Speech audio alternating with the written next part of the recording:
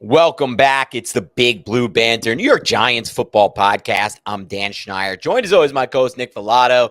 In the doldrums of the offseason right here, we have the summer coming up here, Nick. The summer's in full swing. You know what that means for me. I'm not going to talk about it on the show because we have haters, but I've been golfing a lot. And we have 4th of July weekend on the Dude, prowl. it got talked about on a presidential debate. I think you could talk about it on this show for a little bit, Dan. What did you say? Wait, what did you say?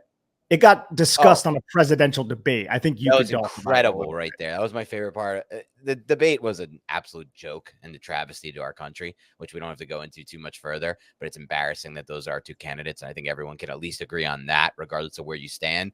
But the best part of it by far was Joe Biden trying to say he's a 6 handicap in golf. Do you know how hard it is to be a 6 handicap in golf? And then Trump's like, you're not a 6. I've seen you swing. I know that swing. I love that. I love that line. You're not a 6. I've seen you swing. I know that swing. It was just such a good freaking line right there by Trump, who is actually supposedly a good golfer, though he cheats like crazy. So it's just like one of those, like, I would have never been surprised to hear that he's like the biggest cheater on a golf course, but also I'm even more surprised to hear that Biden thinks he could be a 6 handicap in golf. You know, it's crazy how hard that is. But this is not what the show's about, Nick. Just funny.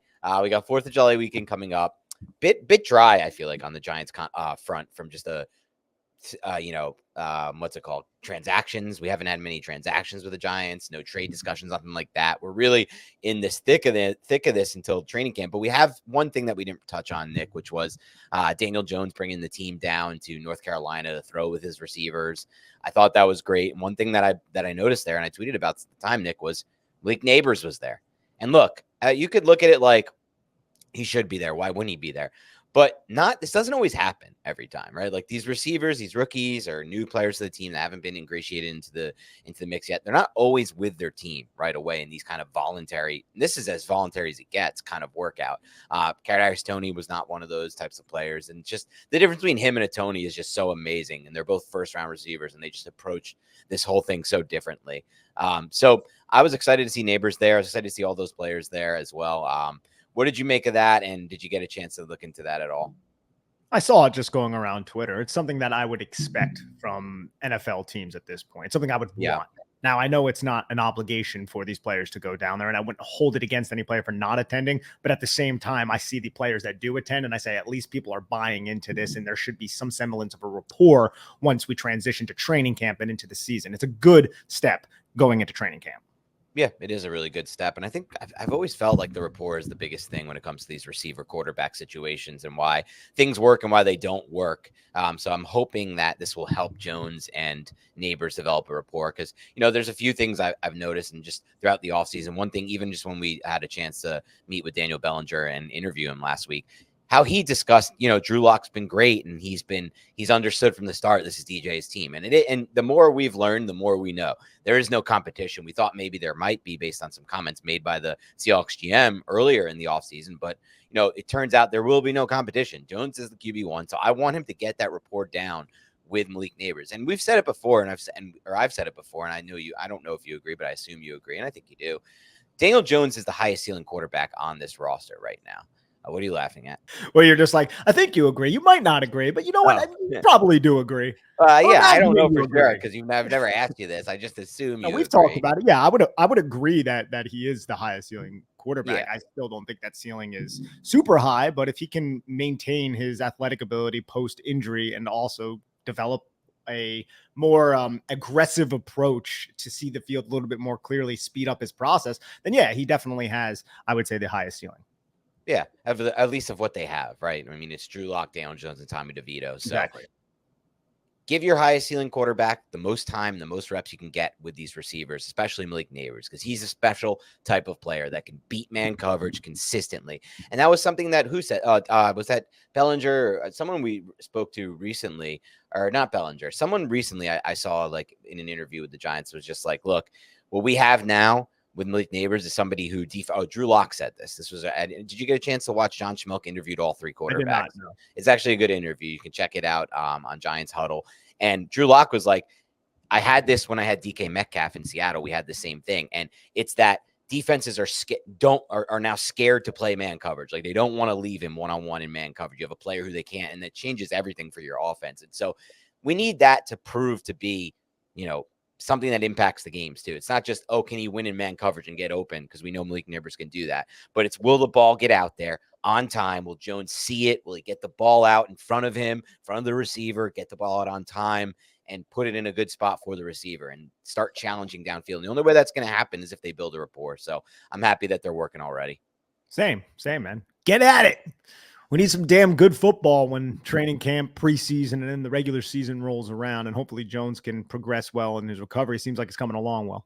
Well, that's the other one thing that I want to say before we get into what this show's about, which is Jones did say in that interview that things are progressing really well and he expects to be ready for training camp. So that's another huge plus for this Giants team going into 2024. Get Jones ready for that first practice, 11 on 11s, hopefully, where you can start to run routes and throw passes to Malik Neighbors running routes. So we'll see what happens there. But today's show, we're going to do some position previews heading into training camp. In these next few weeks. We've still got another month until camp, maybe 3.5 weeks, a month until camp. So we're going to start with the running back position. We're not going to do any order. There's no order to these, Nick. I think we both agreed on. We're just going to kind of go, with which position catches our fancy for that day. So we wanted to talk running backs today. And I think the theme of the show is just a changing of guard, right? I mean, that's where we're at to start this 2024 season. We're moving from a one-back system, essentially. There were other backs who got some touches, not many, to a committee system. This is something I've been calling for a while, and I know you're on board with this one too.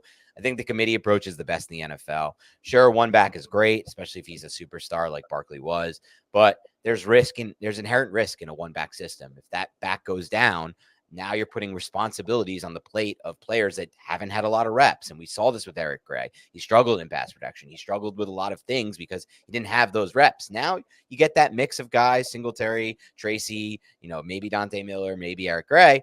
And now you have a situation where these guys are getting more reps and they're able to actually step into a game and impact the game. So I'm excited to see this committee approach because I think long-term it's the best for the Giants. Well, it's also just not allocating a bunch of money to one running back, which was going to be the primary method of keeping Saquon Barkley as a New York Giant. You would have had to allocate a certain percentage of your cap that, frankly, in today's NFL, a lot of teams seem to be a little bit uncomfortable. And when you look at Saquon Barkley last year, I think he rushed for over 100 yards one time. He averaged less than 4 yards per carry. The breakaway percentage has gone down. There's a lot of advanced stats that are suggesting that Saquon Barkley might be on the back nine of his career. That and, reality and age and things of that. He's 27. He's had quite a few injuries, but it doesn't take away from your overall point that this is a changing of the guard.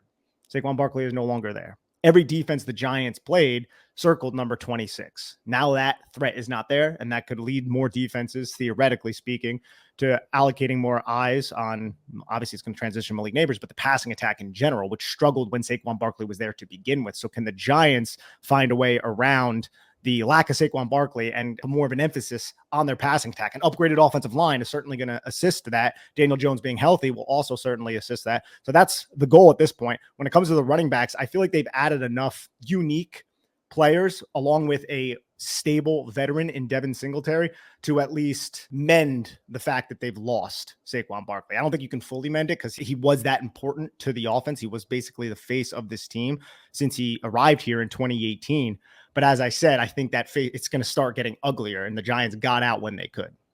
Yeah, I think the key thing you said is just the transition of what the offense's identity is now. And it may not show up right away, though we're hoping it does, but this is going to be a pass-first offense for as long as Brian Daboll is here. This is what it was originally built to be. This is what they brought him in to be. It's what it was in Buffalo when things were working well, and it's what it's going to have to be with Daniel Jones or whoever is the quarterback moving forward. For this year, it'll be Jones, and he's going to have to operate a pass-first system. They tried to do it a little bit down the stretch run of 2022, had some moderate success, a good game against the Colts, sort of. Obviously the two great games against the Vikings from a pass-first standpoint. Some struggles, too. They were 3-7-1 down the stretch of 2022 with that style, but they also didn't have Malik Neighbors then, right? And they also had problems still on the offensive line that we're hoping 2022 was better than 2023 from an offensive line situation, but it wasn't ideal, right? That's not what we're striving for, 22nd or 23rd best O-line. we got to try to hope that this thing can get to 15 or 14 or 13 O-line this year. They have to get into the mid-pack this year. And in my mind, honestly, Nick, after 3 years, if they don't get mid-pack O-line with all the investments that Joe Schoen has made, that's when you can start to seriously question, is Joe Schoen the guy? Like, and someone brought this up to me yesterday. Like, they showed me a stat, Nick, and it was like predicted offensive lines by, I think, Warren Sharp or Meg Clay, one of those guys projected for 2024. And they project the Giants would be the worst offensive line in the NFL. And he's like, if this happens and it comes true to projection, and shout out, I forget who it was, someone who follows us on Twitter. And he's like, if this happens, what do you think? Is that it for Joe Schoen? And I was like, you know what? Yeah. If the Giants are the worst offensive line of football after this year, I'm probably ready to move on from Joe Schoen at that point. Unless obviously there's like injuries and like those types of factors, like if Andrew Thomas goes down for the year, obviously it's not his fault, but like enough is enough at this point. Like we're turning into like Gettleman type range if we have that kind of line. So I think, there's factors that can change this thing moving forward, Nick. But to me, the key here is, look, there's uncertainty at the running back position that we haven't had since 2018, since we started doing this podcast. Like we knew going into every year, Barkley was going to be on the field for 80% of the snaps, 75% of the snaps. Now it's kind of uncertain. Like we assume Devin Singletary will lead the pack, and we could start there because he's had the familiarity in the system and he picked up fast. But we don't know what kind of touches Eric Gray and Tyrone Tracy and Miller are going to get. You ever feel sluggish or out of focus? Are you stressed? Has your digestive system caused discomfort or flatulence like a certain co-host on this podcast during a live stream? If so, you should check out AG1. When I started drinking AG1 daily, I could feel a real difference in my daily health. I had more energy, I was better off at the gym, and I could focus on my work in a much more efficient manner. That's because AG1 is a foundational nutrition supplement that supports your body's universal needs like gut optimization, stress management, and immune support. Since 2010, AG1 has led the future of foundational nutrition, continuously refining their formula to create a smarter, better way to elevate your baseline health. Not only did I replace my multivitamin with AG1, but I love that every scoop also includes prebiotics, probiotics, and digestive enzymes for gut support. I recommend AG1 to all my family and friends because AG1 has a team of doctors and scientists that formulate around the latest science and maintains high quality standards within the industry. Even my friends have started drinking AG1, and they always tell me how energetic they feel and how it's helped them out at the gym, and also it's helped them manage their stress levels. That's why we're happy to have AG1 as our partner. If you want to take ownership of your health, it starts with AG1. Try AG1 and get a free 1-year supply of vitamin D3, K2, and 5 free AG1 travel packs when you first subscribe. Go to drinkag1.com/banter. That's drinkag1.com/banter to check it out. Our mental and physical well-being is of the utmost importance. Whether you're a world-class athlete or a podcaster like me, we all need to take that very seriously. That's why I'm excited that Unified Healing is sponsoring this episode of the Big Blue Banter podcast. Unified Healing is a new and super innovative global network of wellness centers powered by Energy Enhancement System, or EE System. If you haven't heard of the EE System yet, you'll want to listen up.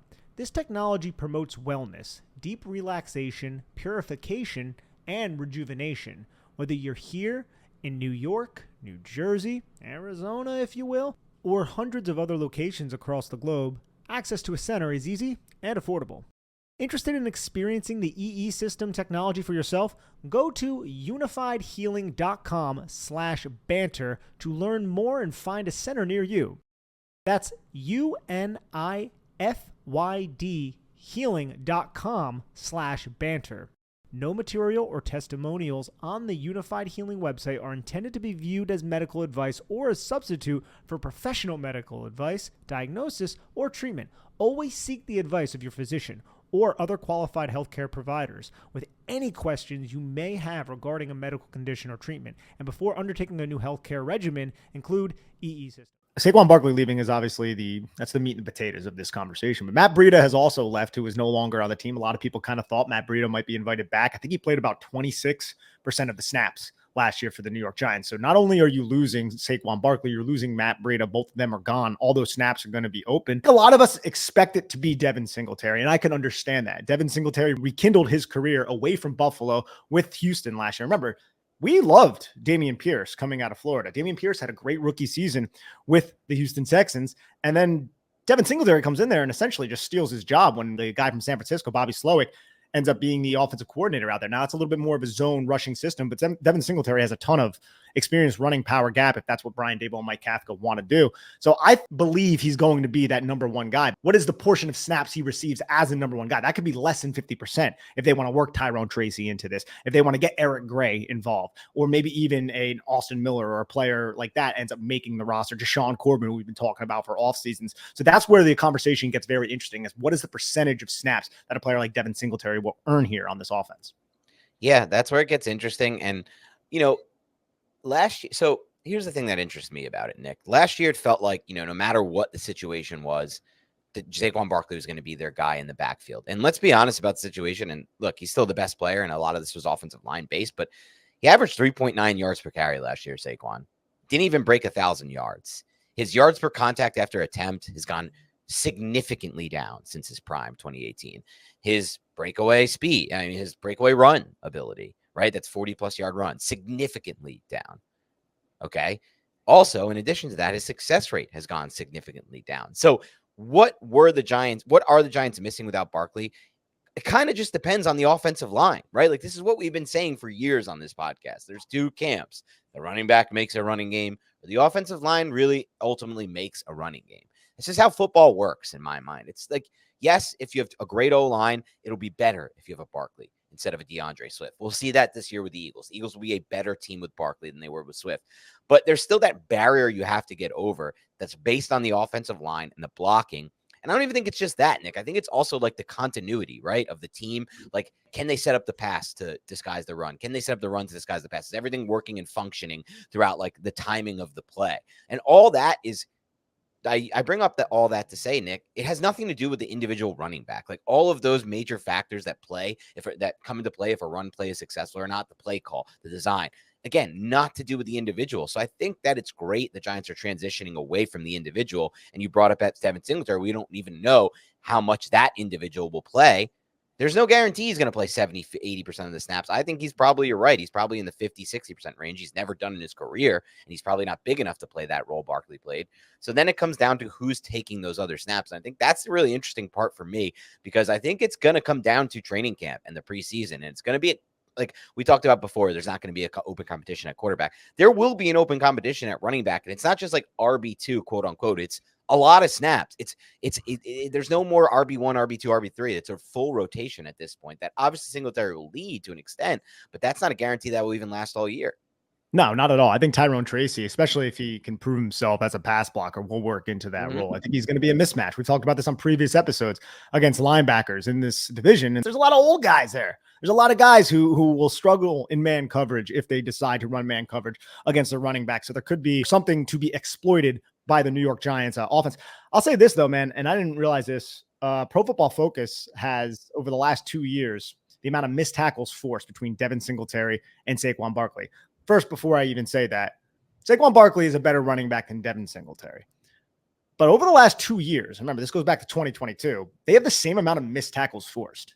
And Barkley has millions more attempts. Not millions, but obviously, but a lot more attempts, correct? Does it have the attempts? Saquon Barkley had 247 attempts in 2023 and 312 or 313 attempts in 2022, whereas Devin Singletary had 193 in 2022 and 238 in 2023. So you're talking about a pretty big difference there. You're talking about almost 200 carries less, 150 to 200 carries less. And Singletary has more forced missed tackles over that time? No, the same exact amount. The same exact as Barkley. With 150 to 200 less attempts. Does that really surprise you all that much? Like, let's be honest about the situation. Barkley's not forcing the same missed tackles he was before all the injuries. That's not at least what I saw on tape. No, he's not. But that's also because before the injuries and young Saquon Barkley was amazing.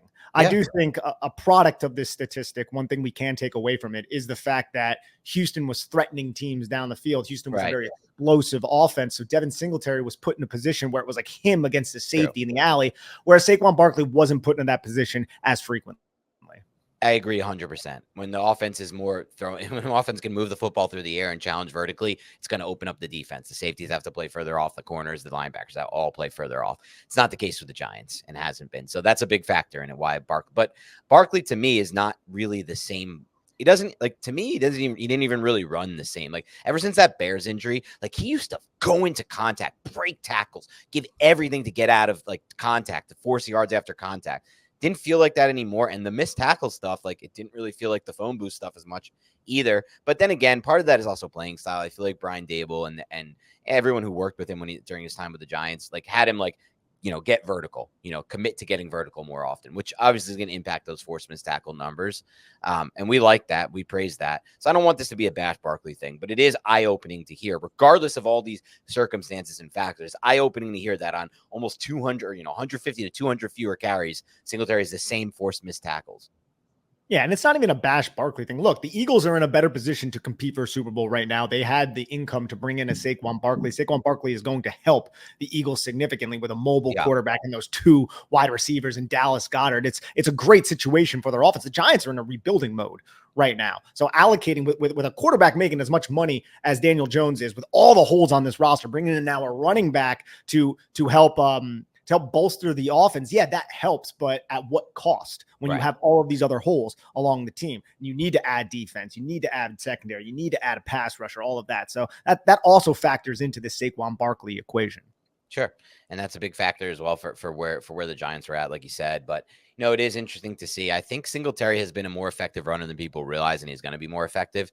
But the key thing that you mentioned that excites me is like, what do the Giants have in Tyrone Tracy? Because there's no one on this roster, including Devin Singletary, who has the physical upside of a Tyrone Tracy. Nowhere close. No one even remotely close, including Eric Gray. Like the way that he can move at his size, the way he can force missed tackles, which is, great force missed tackle rate, create yards after contact, something we just discussed, and obviously run routes to become a mismatch as a running back. If he can pick up the other stuff, the mental side of it, the blitz protection, being on the same page as Daniel Jones, earning the trust of the quarterback.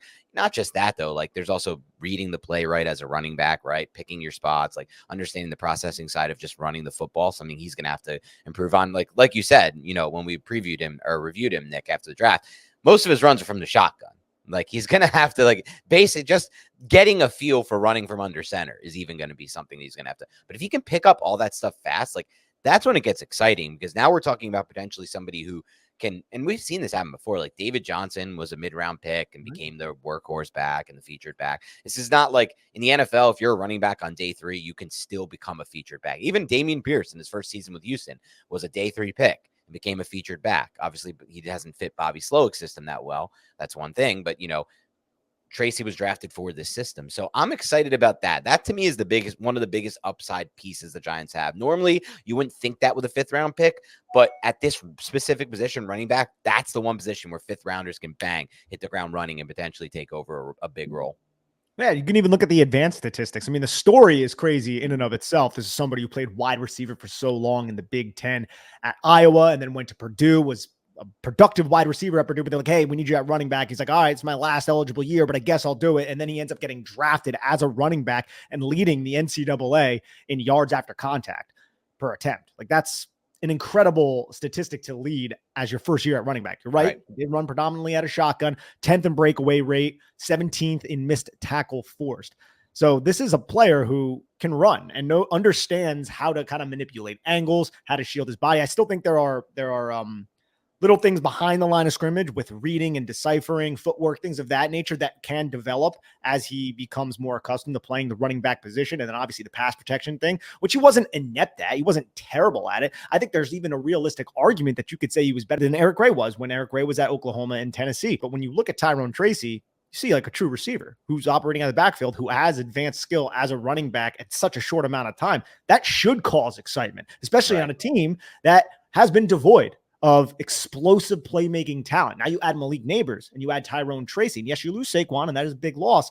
But Tyrone Tracy Jr. could add another element to your passing attack, which could also help Daniel Jones, could also help the running game. I mean, that's the key. Like you're talking about, the theme of this is changing of the guard and how the Giants are going away from a running one back centric type of offense that goes to the run. Well, one way to do that and go pass first and unlock Jones to his fullest extent, Daniel Jones to his full extent, is giving him a running back that can be a mismatch in the passing game. Because what does that provide him? The same thing Malik Neighbors is going to provide him.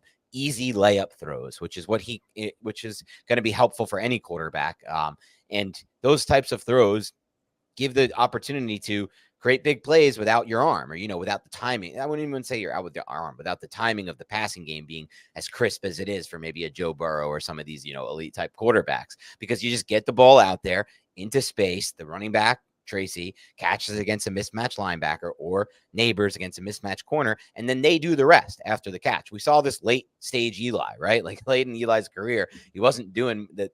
At that point, he couldn't really, the O-line wasn't great, so it didn't give him time to throw downfield and all of those things. And so a lot of it was just slant to Beckham and let him do the rest. And that, in my opinion, still required a lot of timing and velocity. I remember watching in a training camp, the way that they threw those quick slant routes, Eli to Beckham, that ball zipped in there to Beckham, and it hit him in really good spots. If you go back and watch some of Eli's slants to Beckham, everyone's like, oh, it was all Beckham. He was just throwing him a slant. Beckham did the rest. Well, guess what? The ball zipped into the spot. It hit the outstretched hands in stride, and that played a big role in a lot of those touchdowns to Beckham. That still needs to happen from the quarterback to get that job done, and it plays a big role in Yak. But, you give these opportunities, you make these easier layup throws a possibility in this offense, and now we're talking about more explosive plays out of those two players that you didn't have last year, Neighbors and Tracy. That's why I still think the highest upside play for the Giants at position is Tracy earning a 30 to 40% snap share in year one. And that brings us to another question. Eric Gray. Mm-hmm. Eric Gray had 17 carries last year, fumbled once. He tried to be used as a punt returner. He muffed a couple of those as well. 2.8 yards per carry, had 48 yards on those 17 carries. I think one of the last carries that he had was against the Eagles. It was a 10 or 12 yard carry, which was impressive, but that's like what we're grasping at. But I also feel like it's very easy to be down on Eric Gray right now, because when you draft a rookie and he has like no impact, and actually it's kind of a net negative because they put him in a position where he wasn't accustomed to being successful. He hadn't worked as a punt returner, and he failed at that. So a lot of Giant fans view Eric Gray like, this guy sucks. He's just here because you can't get rid of him because he was a 5th round draft pick. And I think that's a bit unfair because he was put in a position behind Saquon Barkley. He's not going to earn any carries like that. Now, though, heading into training camp, this is where you need to prove yourself, Eric Gray, because you're in a position where you can earn a portion of Devin Singletary snaps, or you could even usurp Devin Singletary and become the lead back if you really just thrive and show how competent you are as a running back. I don't necessarily think that's going to happen, but there's a role that Eric Gray can earn right now, and it's just, can he? And I think if there's one thing he has to really improve upon from what we saw in preseason, it's that pass protection, man, because you're not finding the field if you can't pass protect like that with Devin Singletary on this roster, who can also eat up those early down snaps. You're 100% right, Nick. And I think that's the interesting part. The assumption might be, Eric Gray is, obviously the two locks are Singletary and Tracy. They're going to be on the roster for day one. We're talking bubble now, right? Like training camp, who's on the bubble, who's going to make this roster. Those two are locks. Everyone kind of assumes Eric Gray is a lock, but I'm not so sure if that's the case, because he was a 5th round pick, and 5th round picks can be cut. Like, it's not like the draft investment for those types of players is just not the same. But I will say this, one thing I did find interesting is that Brian Dable during OTAs did mention, he's talking about how Devin Singletary has so much familiarity with the system. That's going to help him, knows the system inside out. He said he's done a good job with the younger guys in here, whether it be Gray or Tracy. So he did kind of mention those two guys alongside Devin Singletary. It kind of gave me an idea. I don't want to look too much into coach speak, but it gave me an idea. But Eric Gray obviously is going to have to show more in year two to them, in training camp and preseason. But I still think back to what we watched at Oklahoma. We were pretty excited about his tape there. Like, obviously it's more of a niche role, kind of like a Singletary we looked at him as. But I still feel like from what we saw there was a different level than maybe some of the other backs that are on this roster. He averaged 3.43 yards after contact, 39% breakaway percentage. Those aren't quite up to the same standard that Tyrone Tracy has, but he had over 1,300 yards rushing with 11 touchdowns. Like, I liked Eric Gray coming out. Now, he wasn't fast, but I think he's quick in a phone booth is how we described him.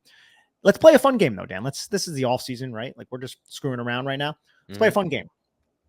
What is the percentage that Eric Gray makes the roster? Like we say Devin Singletary, Tyrone Tracy, they're locks. We'll have them at 100%. What do you think the percentage is for Eric Gray? I still think it's high. I would still say 75%. I said 80. What about you? Okay. 80. Yeah. But now the question is, like, if those are the three, so we're pretty high on them making the roster. The other two, I'm 100 for Tracy and Singletary. So now if we're saying those three make the roster, how are they going to, are there other backs they're going to make are they going to go with 3 backs? They're going to go with 4. They've been known to go with multiple backs. Like, I'm trying to think back to, it was Barkley, Brightwell. Like, they had how many backs in 2022? Barkley, Brightwell, Breida. Was there one more I'm forgetting? 22. I don't think there was one. No, it was just those 3. Now that I'm thinking about it. Yeah. And they all touched the ball at some point. Maybe it could be those 3, but what do you think the future holds for Dante Miller, Jacob Sailors, Joshua Corbin, who's still Jashawn Corbin, I should say, who's still on this roster? I think one of them can earn a spot. I think Miller is the most interesting just because he has 4.27 speed. And you can use him. Like, dude, I think when it comes to the running back, and this is another difference, it's not just Saquon Barkley is in here and there's a changing of the guard, but when you're looking at the running back position specifically, the new kickoff rules are going to factor in. Do you have a running back who can get an angle and just accelerate and make that angle just disappear?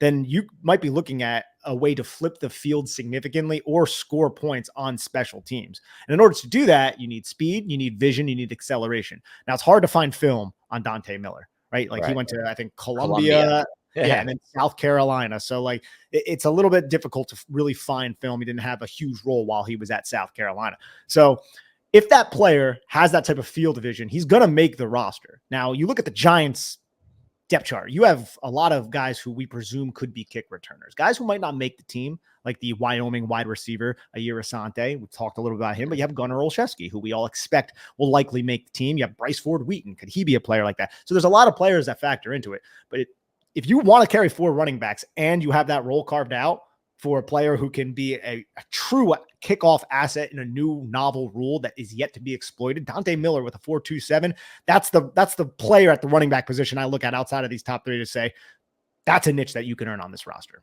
Yeah, and that's going to play a huge factor. We're going to have to see how that goes because there's going to be a lot of good options, in my opinion, at least, to potentially take that role over, including Tracy, Miller, all of these types of explosive players. I kind of think Tracy will be the best at that, just based on watching his film and how I think this new rule will impact the NFL and like what we'll see from this, which is essentially becomes like a scrimmage play almost. Like it's an interesting looking play from what I've seen.